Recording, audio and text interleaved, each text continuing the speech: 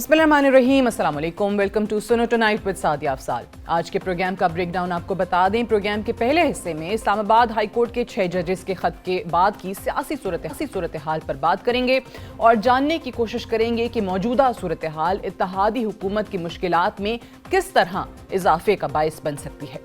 तहरीक इंसाफ की तरफ से चीफ जस्टिस पाकिस्तान और chief justice Islamabad high court के मुस्ताफी होने का मुतालबा किस अहमियत का हामिल है। प्रोग्राम के दूसरे हिस्से में हम पाकिस्तान में सियासी और अदालती बहरान पर बात करेंगे और जानने की कोशिश करेंगे कि क्या एक हुकूमती कमीशन 6 जजेस के मसले का हल पेश करता है। क्या पाकिस्तान एक बार फिर एहतजाजी सियासत में दाखिल होने जा रहा है। प्रोग्राम का तीसरा हिस्सा हमारा एडिटोरियल होगा सादिया स्टेक, जिसमें हम इजराइल के रफा पर ज़मीनी हमला और अमरीका करती हुई सफारती सपोर्ट पर बात करेंगे। पाकिस्तान में सियासी बहरान किसी सूरत खत्म होता हुआ दिखाई नहीं दे रहा। इंतखाबात 2024 के बाद तवक्को की जा रही थी कि मौशी और सियासी अदम इस्तेहकाम में कमी आएगी, मगर ऐसा मुमकिन नहीं हो सका। इस्लामाबाद हाई कोर्ट के 6 जजेस के खत के बाद पाकिस्तान में एक तरफ अदालती बहरान और दूसरी तरफ सियासी बहरान भी संगीन होता दिखाई दे रहा है। सुप्रीम जुडिशल काउंसिल को लिखे गए खत के तनाजुर में इस्लामाबाद हाई कोर्ट के 8 में से 6 जजेस पहले ही मुतनाज़े हो चुके हैं। अब इनके लिए केसेस की मजीद सुनवाई मुश्किल होती हुई दिखाई दे रही है। इसी बात का तस्करा पाकिस्तान मुस्लिम लीग नून के सीनियर रहनुमा सेनेटर इरफान सिद्दीकी हमारे प्रोग्राम में कर चुके हैं। आने वाले दिनों में आपका कैरेक्टर क्या होगा? अगर पीटीआई के फैसले, चूंकि पीटीआई का जिक्र किया है आपने अपने खत में, पीटीआई के हक में आप फैसला देते हैं तो लोग कहें जी कि ये तो एक ख़ास जमात के लोग थे इसीलिए इन्होंने ये हंगामा खड़ा किया, और अगर आप खिलाफ देते हैं तो आपको कहा जाएगा जी ये तो एजेंसियों के दबाव में आ गए। आपने अपने आप को, अपने निज़ाम अदल को, अपनी अदालत को शदीद मुश्किल में डाल लिया है। मुझे नहीं मालूम कि आप अदालत में मौजूद रहते हैं तो उसके कॉन्सिक्वेंसेस क्या होंगे, ये वक्त बताएगा। इस्लामाबाद हाई कोर्ट के जजेस ने न सिर्फ अपने आप को बल्कि निज़ाम अदल को भी मुश्किल में डाल दिया है। ये जजेस ना तहरीक इंसाफ के हक में फैसला देने की पोजीशन में हैं और ना ही इनकी मुखालफत में। मजीद ये भी कहना दुरुस्त होगा कि इन 6 जजेस के माजी करीब के फैसले, जिनमें तहरीक इंसाफ के बानी रहनुमा को रिलीफ फराहम किया जाता रहा, एक एक केस की समाअत के दौरान कई दर्जन जमानतें दी जाती रहीं, वो भी मुतनाज़े हो चुके हैं। बेहतर होता अगर ये जजेस अपनी शिकायत का खुद अजाला करने की कोशिश, जैसा कि पाकिस्तान तहरीक इंसाफ के रहनुमा शेर अफजल मरवत ने भी कहा। 6 जजेस के खत के बाद तहरीक इंसाफ की पॉलिसी वाज़े नजर आ रही है। विफाकी हुकूमत का ऐलान करदा कमीशन मुस्तरद हो चुका है। अदलिया की हिमायत में एहतजाज का भी ऐलान हो चुका है और अब तहरीक इंसाफ ने मजीद आगे बढ़ते हुए चीफ जस्टिस सुप्रीम कोर्ट काजी फायज ईसा और chief justice Islamabad high court justice Aamir Farooq से मुस्ताफी होने का मुतालबा भी कर दिया है। गुज़श्ता रोज पाकिस्तान तहरीक इंसाफ के तर्जुमान रऊफ हसन ने वकला के साथ प्रेस कॉन्फ्रेंस करते हुए कहा था कि 2 दिन गुजर चुके हैं, अभी तक कोई एक्शन नहीं लिया गया, निज़ाम अदल मफलूज हो चुका है। चीफ जस्टिस सुप्रीम कोर्ट और इस्लामाबाद हाई कोर्ट को मुस्ताफी हो जाना चाहिए। इस्लामाबाद हाई कोर्ट के 6 जजेस के खत ने एक तरफ इस्लामाबाद हाई कोर्ट के 8 में से 6 जजेस को मुतनाज़ बना दिया, दूसरी तरफ मुस्तकबिल करीब में होने वाले तमाम केसेस की हेयरिंग्स को भी नामुमकिन बना दिया। कमीशन की तश्कील हो चुकी है। जस्टिस रिटायर्ड तसद्दुक हुसैन जिलानी कमीशन के सरबराह मुकर्रर हो चुके हैं, लेकिन कब कार्रवाई मुकम्मल होगी ये कहना अभी मुश्किल है। अलबत्ता ये वाज़े हो चुका है कि पाकिस्तान तहरीक इंसाफ को 6 जजेस के खत के जरिए अपनी सियासत चमकाने का एक मौका मिल चुका है। पाकिस्तान भर में एहतजाज की तैयारी का आगाज हो चुका है। अहम केसेस, जिनमें 9 मई के जलाओ घेराव के केसेस भी शामिल हैं, उनकी समाअत के रास्ते में रुकावट खड़ी होती दिखाई दे रही है। एक तरफ पाकिस्तान मौशी चैलेंजेस से नबर्द आजमा है, दूसरी तरफ पाकिस्तान की सिक्योरिटी सूरत हाल गंभीर हो चुकी है। चीनी शहरियों की हलाकत के बाद चीनी इन्वेस्टिगेटिव टीम भी पाकिस्तान में है और पाकिस्तान को एक नसी और अदालती बहरान का सामना है। प्रोग्राम के इस हिस्से में हम सवाल उठाएंगे और जानने की कोशिश करेंगे कि इस्लामाबाद हाई कोर्ट से उठने वाला तूफान हुकूमत वक्त के लिए किस किस्म के चैलेंजेस खड़े कर सकता है। क्या 6 जजेस के खत के तनाजुर में तहरीक इंसाफ को एक बार फिर खेलने का मौका मिल चुका है। पाकिस्तान पीपल्स पार्टी मौजूदा सियासी सूरत हाल को कैसे देखती है, इसी पर बात करने के लिए हमारे साथ मौजूद हैं पाकिस्तान पीपल्स पार्टी के मरकजी सेक्रेटरी इत्तलात फैसल करीम कुंडी। کنی صاحب بہت شکریہ پروگرام میں آپ نے وقت دیا. سب سے پہلے تو بتائیے گا کہ آج جو کیبنٹ کا اجلاس ہوا ہے اس میں نام فائنل ہو گیا کمیشن کے سربراہ کے طور پہ جسٹس تصدق حسین جیلانی صاحب کا نام سامنے آیا ہے. پی ٹی آئی نام سننے سے پہلے ہی آپ کو پتا ہے کہ مسترد کر چکی تھی. کیا صورتحال بنتی دیکھ رہے ہیں؟ ان کی تو احتجاج کی تیاری ہو رہی ہے, کل وہ پشاور میں ریلی نکال رہے ہیں اور عید کے بعد مومنٹم زیادہ اس کو بلڈ کرنے کی بات کر رہے ہیں. بسم اللہ الرحمن الرحیم. دیکھیں آپ جو بھی کمیشن بنے جس کا نام بھی دیں, حکومت جو بھی دے گی, پی ٹی آئی ڈیفینیٹلی اس کو جو ہے وہ ایکسیپٹ نہیں کرے گی. اس میں یہ ہے کہ اب تصدق جیلانی صاحب کا نام جو ہے وہ آیا ہے حکومت کی طرف سے تاکہ اس چیز کا ایک فیصلہ ہو. اب اس کو مطلب ہمیں نہیں پتہ پی ٹی آئی کیا چاہتی ہے, کس طریقے سے چاہتی ہے, کیا چاہے. ان کے لیٹر آئے ہیں. میرا اپنا ذاتی خیال ہے کہ یہ لیٹر بیسیکلی جو ہے ان کو لکھنا چاہیے تھا ججز صاحبان کو, چیف جسٹس صاحب کو, یا پھر اس کمیٹی کے ہیڈ کو جو کہ پارلیمانی کمیٹی ہے جو ججز کا انتخاب کرتی ہے, تو ان کو لکھنا چاہیے. جو بھی ہے ایک چیز آئی ہے, لیکن اس میں ایک اور چیز بھی بڑی ہے کہ آپ نے ایک سویپنگ سٹیٹمنٹ اس میں ایک ہے, وہ تو خیر کمیٹی دیکھے گی. اب میں بولوں کہ جی سنو چینل سے مجھے جو ہے کوئی دھمکیاں دے رہے ہیں, اس میں سے کوئی لوگ ہوں گے نا, بالکل ٹھیک, بائی نیم تو ہے نہیں. اب دیکھتے ہیں آگے جو تو یہ تو ہم کافی عرصے سے دیکھ رہے ہیں پی ٹی آئی کے بھی بہت سارے لوگ ہیں جو ڈفرینٹ اوپینین رکھتے ہیں. ایک طرف احتجاج کی بات ہے, ایک طرف ریلی نکالی جا رہی ہے, یہ کہا جا رہا ہے کہ ہم ان ججز کے ساتھ کھڑے ہیں. ساتھ ہی کل جو شیر افضل مروت ہیں انہوں نے کہہ دیا ہے کہ ججز خود اس چیز کا ازالہ کرتے, یہ ججز بجائے خط لکھنے کے. تو ڈفرینٹ ایک اوپینین تو وہاں سے بھی آ رہی ہے. دیکھیں وہ تو 4-5 فرنچائز ہیں پی ٹی آئی, فرنچائز جو آپ نام لیتے ہیں, ہاں وہ ہر کوئی نکلتا ہے. آج میرے خیال میں ان کے بانی چیئرمین نے 3 اور اپنے ترجمان رکھ دیے کہ یہ 3 ہوں گے جو مجھے جو ریکمینڈ کریں گے میں نے کس سے ملنا ہے کس سے نہیں ملنا, جو بھی ان کا پروسیس ہے. تو لہٰذا ان کے اپنے ایک جو ہے وہ نہیں ہے چین آف کمانڈ جو ان کے کہنا وہ نہیں ہے. وہ ہر کوئی اپنی اپنی جو ہے اس نے اپنی پالیٹکس شروع کی ہوئی ہے. اب ایک بہت پازیٹیو چیز میں سمجھتا ہوں کہ خیبر پختونخوا اور مرکز کے درمیان ایک ورکنگ ریلیشن شپ پیدا ہوا. آج جو ایک محسن نقوی صاحب کی جو ملاقات بھی ہوئی ہے سی ایم سے, ہوئی ہے, پھر وہ یہاں پر بھی آئے, پرائم منسٹر سے ان کی ملی ہے. آج جو ہے وہ اسد کے اثر اڑ گئے کہ جی تعلقات نہیں ہونے چاہیے. تو دیکھیں ہر کسی کا اپنا ایک ایجنڈا ہے. پی ٹی آئی کا ہر بندہ اپنے ایک ایجنڈے پہ بیٹھا ہوا ہے کہ میں نے کیا کرنا ہے. تو لہٰذا اب دیکھتے ہیں کہ کیا. آپ کے گورنر لگنے کے بعد تعلقات کیسے ہوں گے, ورکنگ ریلیشن شپ کیسا ہوگا آپ کا؟ دیکھیں میرے تو ابھی تک پتہ نہیں, تھوڑا ڈیلے ہو گیا اناؤنسمنٹ. ابھی پتہ نہیں ہے پارٹی کس کا نام ریکمینڈ کرتی ہے, کس کو گورنر بناتی ہے. یہ پارٹی کی لیڈرشپ کا فیصلہ ہے. اور میں سمجھتا ہوں کہ جو بھی خیبر پختونخوا کا گورنر آئے اس کو چاہیے کہ ورکنگ ریلیشن اچھے ہوں, کیونکہ اس سے صوبے کی ترقی ہوگی. صوبے میں یہ نہیں ہوگا کہ آپ اگر کنفرنٹیشن کریں گے تو صوبہ جو ہے وہ آپ کا دوبارہ پیچھے چلا جائے گا. اور خاص کر اس وقت جو دہشت گردی وہاں پر صوبے میں چل رہی ہے اس میں بھی جو ہے صوبے اور مرکز کی کوارڈینیشن جو ہے بہت ضروری ہے. اب 2 تاریخ کو سینٹ کا الیکشن بھی ہے اور کے پی کے میں معاملہ تھوڑا کھٹائی میں بھی پڑ گیا ہے. وہاں پہ ای سی پی نے بھی اور پشاور ہائی کورٹ نے بھی جو بات کر دی ہے. کیوں نہیں اوتھ لے رہے ہیں اسپیکر صاحب, کیوں ڈیلے ہو رہا ہے یہ معاملہ؟ دیکھیں سنی اتحاد کونسل کا ہے یا فارمر پی ٹی آئی جو بھی آپ نام دیں, وہ پارلیمنٹ میں آ کر قومی اسمبلی میں, سینٹ میں, باقی اسمبلی میں بڑا شور شرابہ آئین قانون کی بالادستی کی بات کرتے ہیں. باقی چیز کا جب اپنی باری آ جاتی ہے پھر یہ چیز نہیں ہے. ایک ریزرو سیٹوں کی ہے اور اس پہ ہائی کورٹ نے بھی فیصلہ کر دیا کہ ریزرو سیٹیں ان جماعتوں کی بنتی ہے. پھر ہائی کورٹ نے کہا کہ آپ ان سے اوتھ لیں. اب وہ اوتھ نہیں لے رہے ان سے. پھر الیکشن کمیشن نے کہا کہ جب تک اوتھ نہیں ہوگا تو وہ آپ الیکشن نہیں ہوں گے. سپریم کورٹ جا رہے ہیں, سپریم کورٹ میں بھی یہ چیز ہوگی. ہم نے پہلے ریکویسٹ کی تھی اسپیکر صاحب سے کہ آپ یہ کام کریں, آپ اپنے رولز آف پروسیجر جو آئین کے مطابق کام کریں. تو وہ اپنے آپ کو زیادہ ٹائیگر فورس کا بندہ سمجھتے ہیں نسبت اس سیٹ پہ بیٹھے ہوئے اسپیکر کے, نہیں کر رہے. اب اگر سپریم کورٹ نے کل فیصلہ کر دیا تو اسی منہ سے اسی اس پہ انہوں نے حل بھی لینا ہے, الیکشن بھی ہونے ہیں. تو اس لیے ڈیلے کر رہے ہیں. شاید ان کو 2-3 سیٹیں ایکسٹرا مل جائیں سینٹ کی, جو کہ ان شاء اللہ تعالیٰ ان کو نہیں ملنی, نہیں ملیں گے, نہیں ملیں گی ان شاء اللہ. اب پیپلز پارٹی کے کیا چانسز ہیں؟ اپوزیشن مل کر ان شاء اللہ 5 سیٹیں سینٹ کی نکالے گی. 5 سیٹیں؟ ہاں اوکے, چلیں 5 سیٹیں. اب دیکھیں ایک اور چیز ہے, اب یہ کہتے ہیں نا کہ ہمیشہ یہ کہتے ہیں پیسوں کی ریل پیل ہو رہی ہے, فلاں چیز ہو رہی ہے, یہ ہو رہا ہے. دیکھیں سب سے زیادہ بلوچستان اور کے پی میں بدنامی ہوتی تھی. بلوچستان میں ہماری حکومت ہے, بلا مقابلہ ہم نے بنا لی, ہم نے سب کو بٹھا دیا کہ آپ کا یہی حصہ ہے, اپوزیشن کا یہی حصہ ہے, حکومت کا حصہ ہم نے بٹھا دیا. اسی طرح پنجاب میں بھی ہوا, تقریباً سندھ میں بھی اسی طرح ہو چکا ہے. اگر کہیں جو ہے مسئلہ ہے تو کے پی میں ہے, وہ نہیں چاہتے. اور پھر کل اگر یہ سیٹیں ہاریں گے پھر بولیں جی پیسے ہو گئے, یہ ہو گئے.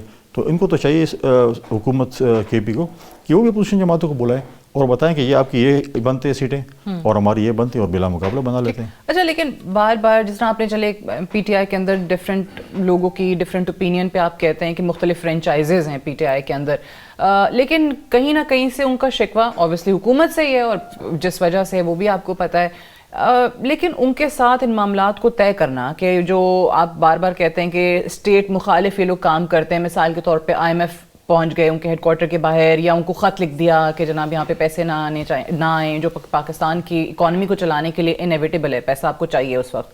تو ان چیزوں کو کم کرنے کے لیے یا جو کشیدگی ہے اس کو کم کرنے کے لیے حکومت بھی کوئی رول پلے کر سکتی ہے کہ نہیں؟ ڈیفینیٹلی حکومت کرتی ہے رول پلے. اور دیکھیں کیونکہ وہ ان کو تو یہی ان کا شکوہ یہ ہے کہ حکومت بڑا دل کرے نا، ہمارے جو لوگ ہیں جن کے خلاف ایویڈنسز نہیں ہیں 9 مئی میں پکڑے ہوئے ہیں ان کو رہا کر دیں. دیکھیں ہم یہ چاہتے ہیں کہ پولیٹیکل پریزنر نہ ہو. پیپلز پارٹی کے دور میں بھی 2008 سے 13 تک کوئی پولیٹیکل پریزنر نہیں، لیکن جن کے اوپر کیسز ہیں، جن کے اوپر 9 مئی کے واقعات ہیں یا باقی سرکاری عملہ کو نقصان پہنچانے کے کیس ہیں، وہ تو عدالتوں نے کرنے ہیں. عدالتوں کا کام تو حکومت نہیں کر سکتی ہے. عدالتوں سے اگر بیل ملتی ہے، آپ مجھے بتائیں کہ اب ان کے جو KP سے ایک بندہ مفرور ہے مراد سعید صاحب، ان کے دستخط بھی ہو جاتے ہیں، ان کے کاغذ بھی آ جاتے ہیں، ایکسیپٹ بھی ہو جاتے ہیں. ہمیں تو اعتراض نہیں کیا کہ آپ کیوں ایکسیپٹ ہو گئے. کیونکہ بہت سارے لوگ ہیں جو ملک سے باہر بیٹھے ہیں، مطلب ہے کہ وہ زلفی بخاری صاحب جو بھی ملک سے باہر ہیں، ایبسکونڈر ہیں، اسٹیٹ کو وانٹیڈ ہیں، اور اس کے بعد جو ہے کبھی نہیں کہا کہ یار یہ کیسے دستخط ہو گئے، کون لے کے آئے دستخط، کدھر ہے بندہ، اسٹیٹ کو وانٹیڈ ہے. کوئی بات نہیں کی. اگر عدالتیں آپ کو ریلیف دیتی عدالتیں دیں، اگر عدالتیں آپ کو نہیں دیتی ہم تو عدالتیں نہیں بن سکتے نا.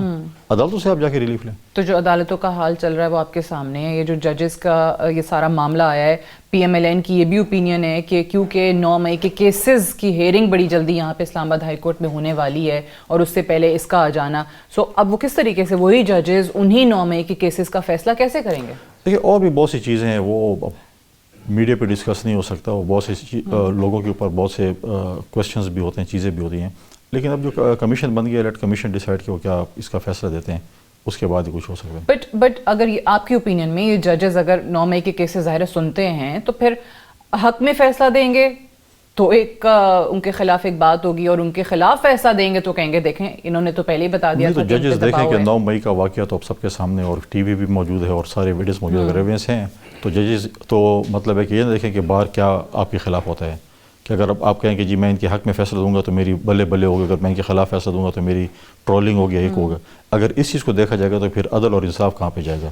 ججز کو چاہیے کہ وہ عدل اور انصاف کریں، اور اس ملک میں جس دن عدل اور انصاف شروع ہو گیا سب کچھ ٹھیک ہو جائے گا. بٹ یہ سارا معاملہ ایک اوبویسلی ایک جوڈیشری کے اندر ایک کرائسس تو پیدا کرتا ہے، جو بھی آپ کہہ لیں.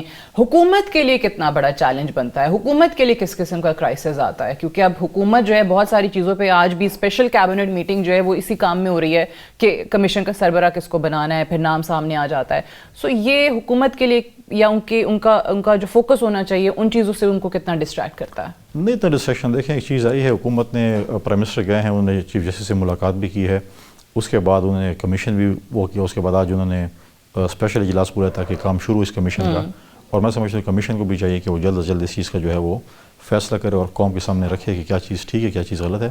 سویپنگ اسٹیٹمنٹ اور واٹ ایور جو بھی چیزیں ہیں اس چیز سب کو دیکھنا چاہیے اور پھر فیصلہ ہو جانا چاہیے. میں سمجھتا ہوں کہ اگر غلط ہے کوئی تو ان کو سزا ڈیفینیٹلی ہونی چاہیے. ان کا اعتراض ہے ایک ریٹائرڈ جج کیسے 6 حاضر سروس ججز کے خط کا کوئی فیصلہ کر سکتا ہے؟ دیکھیں بہت ہی ڈیبیٹیبل ایشو ہے. اگر آپ کسی حاضر سروس آفیسر کو بنا دیں گے، پھر کل بولیں گے یہ حاضر سروس آفیسر ہے، یہ ججز کے انڈر نہیں آتا، یہ آتا ہے، پھر یہ کل ایسے نے اپنی پروموشن کے لیے اپنی مراد کے لیے کام کر رہے ہیں، تو کہاں سے آپ ایسے بندہ لے کے آئیں گے؟ میں سمجھتا ہوں کہ ریٹائرڈ جج جو ہے اس کو سارے اپنے نارمس پتہ ہے، اپنے جوڈیشری کے بھی پتہ ہے، سب کچھ پتہ ہے، تو میں سمجھتا ہوں اچھا فیصلہ وہ کر سکتے ہیں. اوکے، اور کتنی جلدی ہو جائے گا یہ بھی ہمیں نہیں پتہ ہے. ہم کہتے ہیں جلد از جلد ہو کہ اس ملک کا المیہ یہ ہے کہ ہمیشہ کمیشن اور کمیٹیاں بنتی ہیں اور اس کے بعد کوئی فیصلے نہیں ہوتا. بالکل صحیح. لہٰذا یہ چیزیں اور اگر فیصلے ہو بھی جاتے ہیں تو وہ پھر سامنے نہیں آتے، پبلک نہیں ہوتے. وہ ذرائع سے کچھ نہ کچھ پتہ چل جاتا ہے، باقی سب کچھ ختم ہو جائے گا. لیکن اگر آپ اس ملک کے ٹیکس پیئرس کے اگر ہزاروں مطلب ہے کہ لاکھوں کروڑ روپے ایک ضائع کر رہے ہیں یا لگا رہے ہیں کسی چیز پہ، تو اس کے رزلٹ بھی آنا چاہیے. TORs کون ڈیسائیڈ کرے گا اس کے؟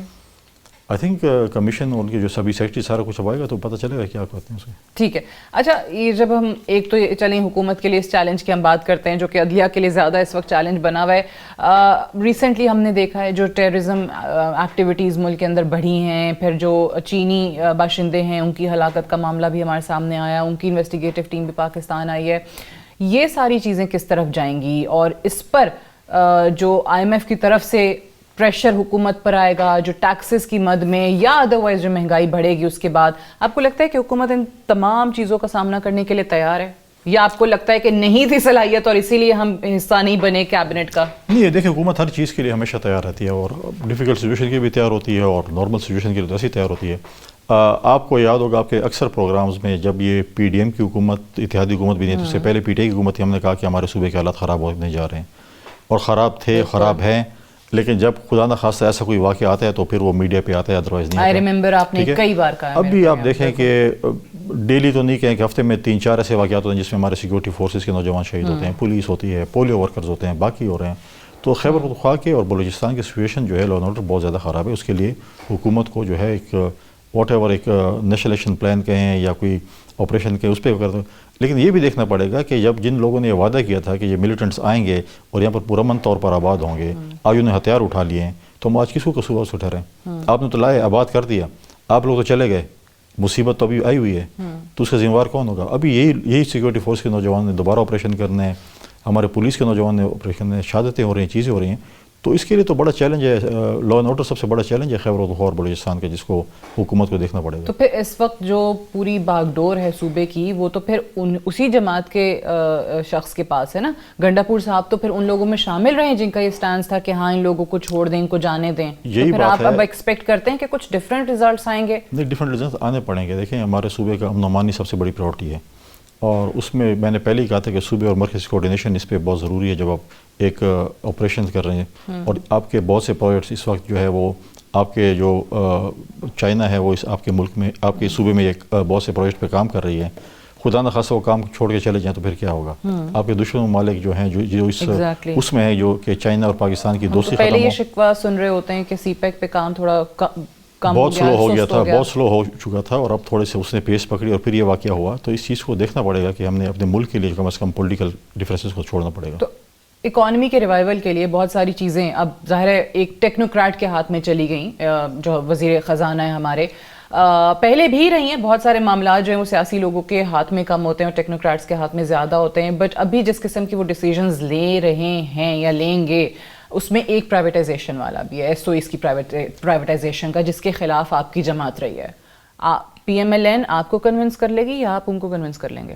میں سمجھتا ہوں کہ پرائیویٹائزیشن پہ دونوں جماعتوں کا ایک بالکل ایکسٹریم جو ہے وہ اوپینین ہے. بالکل. اور ہم نے پہلے بھی اس سے بات چیت کی ہے، اور ہم بیٹھیں گے ایک دوسرے کے ساتھ اور ایک دوسرے کو کنونس کریں گے.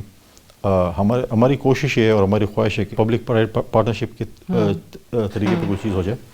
اور اب دیکھتے ہیں کہ ہماری جو کمیٹی ہے یا ہمارے جو دوست ہیں جن کو پارٹی نومینیٹ کرتی ہے اور ان کی طرف سے ہیں، وہ بیٹھیں گے اور ایک دوسرے کو کنونس کریں گے، کوئی راستہ نکالیں گے تاکہ ملک کو بھی نقصان نہ ہو. ان ورکرز جو ہمارے پی آئی اے میں کام کر رہے ہیں یا اسٹیل مل میں کام کر رہے ہیں، ان کو بھی وہ چیز نہ ہو، اور اس پہ جو ہے نا ایک چیز جو ہے وہ افہام و تفہیم کے ساتھ چیز حل ہو. ٹھیک ہے. فیصل کریم کنڈی صاحب، thank you very much for joining اس on the show. We'll take a break here, stay tuned.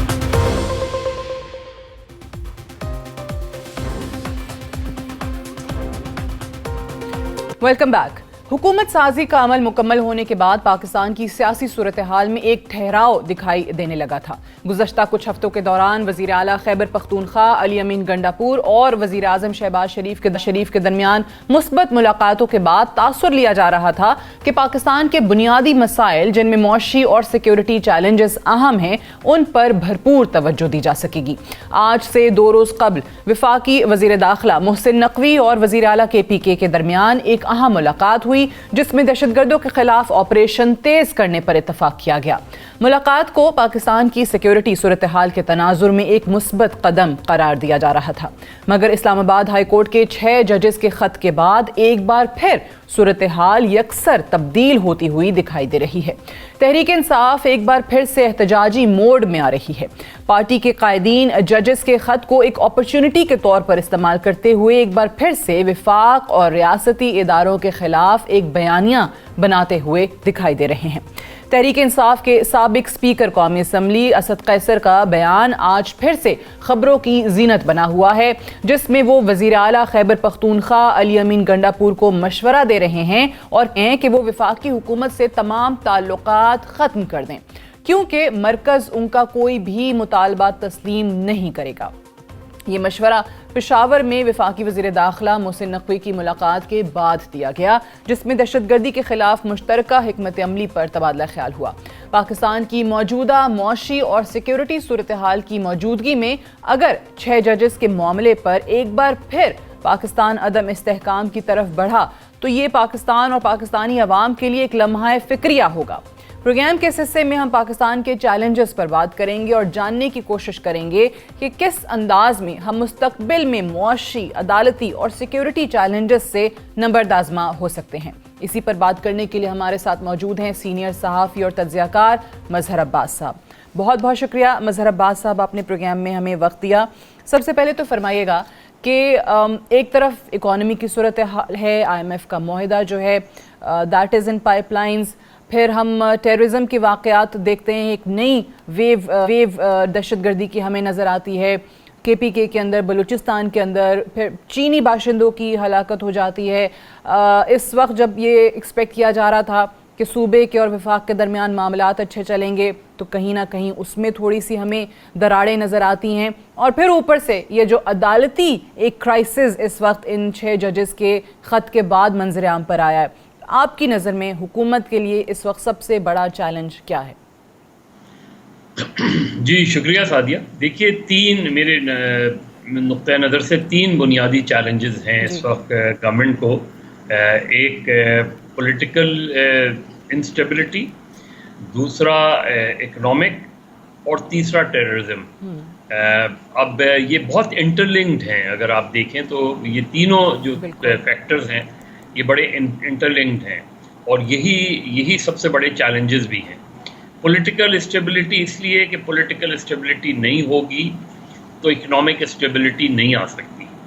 اگر جو انویسٹرز ہے اس کا کانفیڈنس شیپ ہوگا، اگر پولیٹیکل انریسٹ ہوتا ہے، گورنمنٹ ٹو گورنمنٹ کرائسس تو اتنا ڈیپن فی الحال ہوتا نہیں نظر آ رہا مجھے، لیکن یہ جو نیا جوڈیشل کرائسس کھڑا ہوا ہے یہ کس حد تک آگے جاتا ہے، اس کے کانسیکوینسز تو بہت فار ریچنگ ہیں، اور یہ مسئلہ مجھے کوئی بہت جلدی حل ہوتا ہوا بھی نظر آ رہا نہیں آتا۔ آج وفاقی کابینہ نے جیلانی صاحب کو بنا دیا، سابق چیف جسٹس تصدق جیلانی صاحب کو انکوائری کمیشن کا سربراہ بنایا ہے۔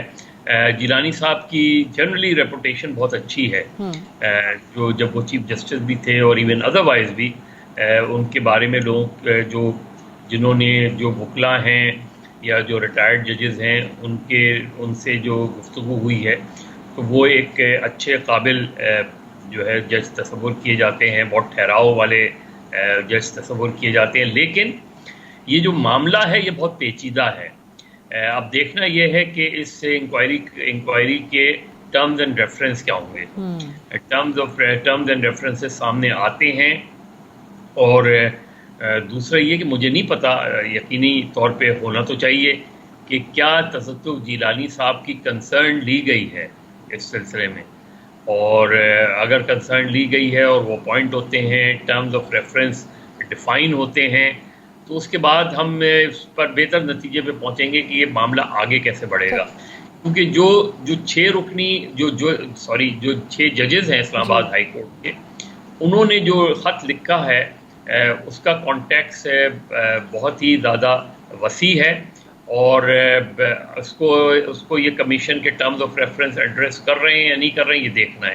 دوسرا پولیٹیکل، اگر PTI کی پولیٹیکل ایکٹیویٹیز تو ایک اپنی جگہ ہوتی ہے، لیکن اگر جیسے مولانا فضل الرحمان نے بھی عید کے بعد جو ہے 25 اپریل سے تحریک چلانے کا فیصلہ کیا ہے، وہ لانگ مارچ کرتے ہیں، دھرنا دیتے ہیں، اس کی کیا شکل ہوگی؟ کیا کسی سٹیج پہ PTI اور JUI کے درمیان کوئی اس طرح کا اتحاد مارد وجود میں آ سکتا ہے تاکہ PTI بھی اس تحریک کا حصہ بن جائے، یا مولانا فضل الرحمان PTI کے ساتھ مل کے تو اگر پولیٹیکل انسٹیبلٹی بڑھتی ہے. میں اسی طرف آ رہی تھی کیونکہ پاکستان تحریک انصاف کو اگر دیکھا جائے مظہر صاحب تو ان کے پاس صلاحیت تو ہے وہ احتجاج کرنے کی اور اپوزیشن کی ایک جو سیاست ہوتی ہے اس کی تو بھرپور صلاحیت رکھتے ہیں. وہ کئی بار انہوں نے ہمیں دکھایا بھی ہے, لوگوں کو سڑکوں پر لے کر آنے کا فن ان کو آتا ہے. مولانا فضل الرحمان کے پاس اسٹریٹ پاور موجود ہے.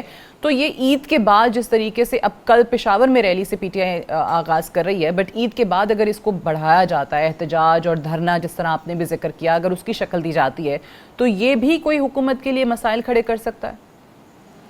جی بالکل کر سکتا ہے. جہاں تک جلسوں کا تعلق ہے, جلسوں سے تو اتنا زیادہ ایشو نہیں کریٹ ہوگا, لیکن اگر آپ فرض کریں جس طرح دھرنے یا روڈ بلاکس یا اس طرح کی چیزیں, پی ٹی آئی نے یہ تو ماضی میں جب پی ڈی ایم کی گورنمنٹ تھی ماضی کی, اور اس دوران جو عمران خان صاحب نے ایجیٹیشن کیا تھا تو اس سے انہیں ایک ووٹر سپورٹ تو بہت زیادہ ملی تھی, لیکن ایجیٹیشنل ان کی جو کیپیسٹی تھی اس کی کمزوریاں بھی نظر آئی تھیں.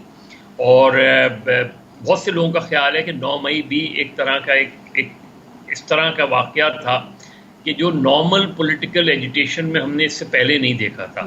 اب خود پی ٹی آئی کا بھی اس کے بارے میں دوسرا موقف ہے, وہ سمجھتے ہیں کہ ایک سازش تھی, لیکن باہر کیف جو واقعات ہوئے تھے وہ بہت ہی غیر معمولی تھے 9 مئی کے واقعات. لیکن اس سے پہلے اگر ان کی ایجیٹیشنل کیپیسٹی آپ دیکھیں تو ہمیں نظر آتا ہے انہوں نے کورٹ اریسٹ کی کال دی, وہ کامیاب نہیں ہوئی. وہ بہت اچھا اس طریقے سے پاورفل امپیکٹ اس طرح نہیں ڈال سکے. الٹیمیٹلی انہیں اپنی اسمبلیاں ڈیزالو کرنی پڑی پنجاب اور کے پی کی. تو ابھی ٹیسٹ ہے, یہ پی ٹی آئی کا ٹیسٹ ہوگا کہ وہ سولو فلائٹ پہ جاتے ہیں تحریک میں یا وہ کوئی کلیکٹیو موومنٹ کی طرف جاتے ہیں. بالکل صحیح. اور کس تک جاتے ہیں, تو یہ اور گورنمنٹ کا ریاکشن اس پہ کیا ہوگا. مظہر صاحب ایک چیز دیکھیں, اس وقت گورنمنٹ جو ہے اس جج کے منظر اس خط کے, یہ جو 6 ججز کا تھا, اس کے سامنے آنے کے بعد سے 2 موقف ہیں نا. پاکستان تحریک انصاف کہتی ہے دیکھیں ہمارے خلاف جتنے بھی فیصلے تھے ججز نے خود ہی بتا دیا کہ وہ کسی کی ایما پر ہوئے تھے یا ان کو دباؤ میں لا کر جو ہے وہ پاکستان تحریک انصاف کے چیئرمین کے خلاف, سابق چیئرمین کے خلاف یہ فیصلے لیے گئے. لیکن حکومت جو ہے وہ یہ کہتی ہے کہ یہ ٹائمنگ جو ہے نا وہ بڑی اہم ہے اس خط کی. ہمارے سامنے اتنے سارے چیلنجز ہیں, حکومت ابھی بنی ہے, ہم نے یہ بھی کرنا ہے, یہ بھی کرنا ہے, یہ بھی کرنا ہے, اور پھر یہ خط ایک ایسے ٹائم پہ آ جاتا ہے جس میں 4-5 سال پرانی چیزیں جو ہیں وہ ججز بتا رہے ہیں. اور انہوں نے ایک ٹول کے طور پہ, مثال کے طور پہ عرفان صدیقی صاحب کل ہمارے پروگرام میں تھے اور انہوں نے لفظ اس کا استعمال کیا کہ یہ انہوں نے ایک اور کھلونا پکڑا دیا ہے پاکستان تحریک انصاف کے ہاتھ, اب یہ اس کو کھیلتے رہیں گے جیسے انہوں نے سائفر سے کھیلا تھا. سو یہ 2 مختلف اوپینین تو ہے. 9 مئی کے کیسز کا آپ ذکر کر رہے ہیں, وہ اسلام آباد ہائی کورٹ میں جائیں گے. ان ججز کے لیے کتنا ممکن ہوگا انہی کیسز کو سننا؟ ان لوگوں کے حق میں فیصلے آئیں گے تو ہم وہ سنیں گے جو حکومت کہہ رہی ہے, ان کے خلاف فیصلے آئیں گے تو ہم وہ سنیں گے جو پاکستان تحریک انصاف کہہ رہی ہے. دیکھیے سعدیہ, ہمیشہ سے جو ہے ہماری, کیونکہ ان دا لاسٹ 15 ایئرز ہماری یہاں جوڈیشری بہت زیادہ پولرائزڈ ہو گئی ہے, اور 2007 کے بعد جوڈیشل ایکٹیویزم ہمارے یہاں بہت زیادہ بڑا ہے. اب اصل چیز یہ ہے کہ جو ان 6 ججز نے خط لکھا ہے تو یہ ان کا رینڈم وہ نہیں ہے, اسپونٹینیس نہیں ہے. اس لیے پی ایم ایل این کا بہت اسٹرانگ پوائنٹ اس لیے نہیں بنتا کیونکہ اس سے پہلے بھی یہ ججز جو ہے یہ ایشوز اٹھاتے رہے ہیں, اور اسلام آباد ہائی کورٹ کے چیف جسٹس کو بھی جو ہے اس طرف ایڈریس انہوں نے کیا, لیکن اس کی سنوائی نہیں ہوئی. عمر بندیال صاحب کو بھی اپروچ کیا, ادھر بھی سنوائی ان کی نہیں ہوئی. تو اس کو اس طریقے سے پی ایم ایل این کو, کیونکہ یہ براہ راست انہوں نے پی ایم ایل این کو مخاطب نہیں کیا ہے. میرا خیال ہے بہت زیادہ اگر پی ایم ایل این اس میں اپنے آپ کو انوالو کرے گی تو وہ اپنے ہی لیے پرابلم کریٹ کرے گی. بہتر یہ ہے کہ دیکھیں, پہلی چیز تو یہ کہ وہ 6 ججز جو ہیں وہ اس 1 مین انکوائری کمیشن کو کس طریقے سے ان کا ریاکشن ہوتا ہے. بیکاز انہوں نے جو لیٹر لکھا تھا تو وہ تو لکھا تھا کہ ایک جوڈیشل کنونشن بلایا جائے, میننگ کہ تمام ہائی کورٹ کے چیف جسٹس کو بھی بلایا جائے اور پھر اس ایشو کو ایڈریس کیا جائے. لیکن جو چیف جسٹس آف پاکستان اور وزیر اعظم کی ملاقات کے بعد گورنمنٹ نے کمیشن آف انکوائری کے تحت یہ منایا ہے. اس کو پی ٹی آئی نے ریجیکٹ کیا ہے, لیکن یہ کہ ابھی دیکھنا یہ کہ وہ 6 ججز جو ہیں ان کا ریئیکشن وہ کیا, تو بالکل ٹھیک ہے یہ وہ کیا بالکل. اچھا, اور جیلانی صاحب کا نام سننے کے بعد آیا کوئی رائے بدلتی ہے پی ٹی آئی کی؟ جی یہ دیکھنا ہے, کیونکہ میں نے جس طرح کہا کہ جیلانی صاحب کی جنرل ریپوٹیشن اچھی ہے. سب سے امپورٹنٹ یہ ہے کہ یہ دونوں ایشوز دیکھیں, یہ ایشوز ہیں. اور ٹیررزم کا جس طرح آپ نے کہا, ٹیررزم ایسا ایشو ہے کہ اگر آپ کے یہاں ٹیررسٹ ایکٹیویٹیز بڑھتی ہیں, سوسائڈ بامبنگ کے واقعات زیادہ ہوتے ہیں, چائنیز انجینئرز خاص ٹارگٹ لگ رہے ہیں, چائنیز انجینئرز ٹارگٹ ہیں یا سیکورٹی فورسز ٹارگٹ ہیں, تو اس طرح کے واقعات اگر بڑھتے ہیں تو وہ انویسٹر کا کانفیڈنس شیکن ہو جاتا ہے, اور آپ وہ اکنامک ایکٹیویٹی اس طرح نہیں کر سکتے. ابھی تک یہ جو واقعات ہیں یہ ہمیں بظاہر کنفائنڈ لگتے ہیں بلوچستان اور کے پی میں, لیکن یہ پھیل بھی سکتے ہیں. ابھی جو محسن نقوی صاحب کی اور گنڈا پور صاحب کی ملاقات ہوئی, آپریشن تیز کرنے کی بات ہوئی, آپ کو لگتا ہے کہ اس میں کوئی پیش رفت ہو سکے گی؟ کیونکہ ہم پچھلے کئی ادوار سے یہ چیز سن رہے ہیں. ابھی آپ سے پہلے فیصل کریم کنڈی صاحب بھی ہمارے ساتھ موجود تھے اور وہ کہہ رہے ہیں کہ میں تو بہت عرصے سے بتا رہا ہوں کہ یہ حالات ہیں ہمارے صوبے کے, لیکن کوئی سننے کو تیار نہیں ہے. اور پھر وہی لوگ جو ان لوگوں کو, ملیٹنٹس کو رہا کروانے میں شامل تھے, وہ لوگ کیسے آپریشن کریں گے؟ گنڈا پور صاحب کی وہ بات کر رہے تھے. دیکھیے, پولیٹیکل اسٹیٹمنٹس ہوتے ہیں. ہماری پولیٹیکل پارٹیز بعض ایسے ایشوز کے جو نیشنل ایشوز ہیں ان کو اس طریقے سے ایڈریس نہیں کرتی, کہ بہت سی چیزیں ایسی ہوتی ہیں جو ابو پولیٹیکل لائنز ہوتی ہیں. یہ جو ایشو ہے اس کا تعلق ہے نیشنل ایکشن پلان کے, جو اے پی ایس کے بعد اڈاپٹ کیا گیا تھا. اس کا جائزہ لینے کی ضرورت ہے کہ نیشنل ایکشن پلان پہ کس حد تک امپلیمنٹ ہوا. آپ دیکھیں کہ کراچی اس وقت لہو لہان ہے. ہر دوسرے روز کراچی میں کوئی نہ کوئی مارا جاتا ہے. اسٹریٹ کرائمز کی وارداتیں غیر معمولی طور پہ بڑھی ہوئی ہیں, اور کراچی ایسا فرٹائل لینڈ ہے جہاں کوئی بھی خدا نہ خواستہ بڑا واقعہ ہو کے چیزیں بہت زیادہ جو ہے وہ خراب ہو سکتی ہیں. اسی طرح جب یہ کے پی یا بلوچستان یا کے پی انکلوڈنگ فارمر فاٹا یا بلوچستان, یہ ایسے ایریاز ہیں کہ جس کے بارے میں پالیسی ڈیسیجنز بھی ہو چکے ہیں, جس کے بارے میں یہ بھی طے ہو چکا ہے کہ کس طریقے سے چیزوں کو کرنا ہے, لیکن وہ ایگزیکیوٹ نہیں ہو رہی. اگر ایگزیکیوٹ نہیں ہو رہی تو اس کا بلیم کسی ایک پارٹی کو. اور آپ نے صحیح کہا کہ وہ ایشو ہے جس کو آپ سیاست سے بالا تر رکھیں. آپ نے ایشوز گنوائے, آپ نے کہا کہ یہ الگ ان کو کر کے نہیں دیکھا جا سکتا, یہ تمام کے تمام چیلنجز ہیں اور یہ تمام انٹرلنکڈ ہیں. مظہر عباس صاحب, thank you very much for joining اس on the show. We'll take a break here, stay tuned.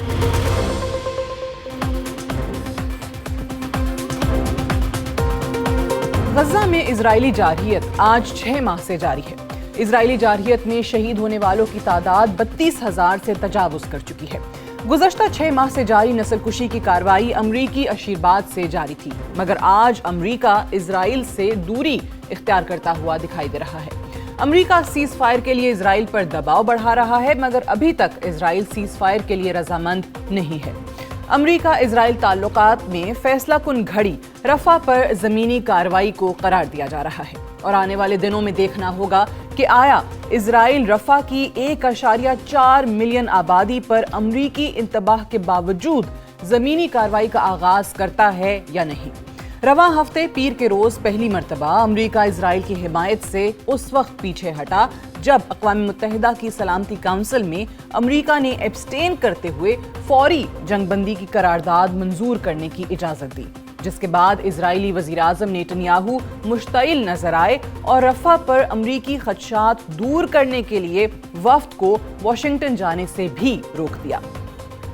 اسرائیلی وزیر اعظم نے سیکیورٹی کونسل کے اجلاس سے پہلے امریکہ کو خبردار کیا تھا کہ اگر امریکہ نے سلامتی کونسل کی قرارداد کو ویٹو نہ کیا تو اسرائیل رفح سے متعلق واشنگٹن میں اہم ملاقات سے پیچھے ہٹ جائے گا.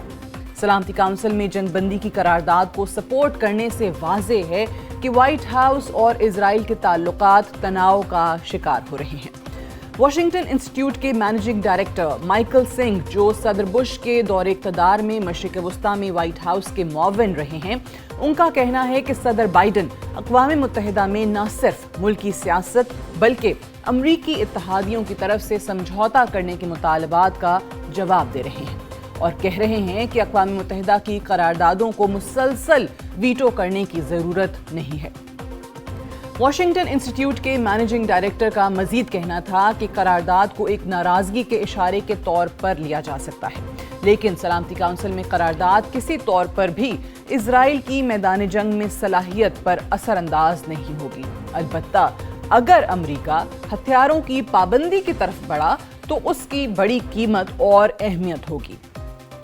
گزشتہ ایک ماہ کے دوران امریکہ اسرائیل کو متعدد بار خبردار کر چکا ہے کہ وہ غزہ کے جنوبی شہر رفح پر کسی صورت حملہ نہ کرے۔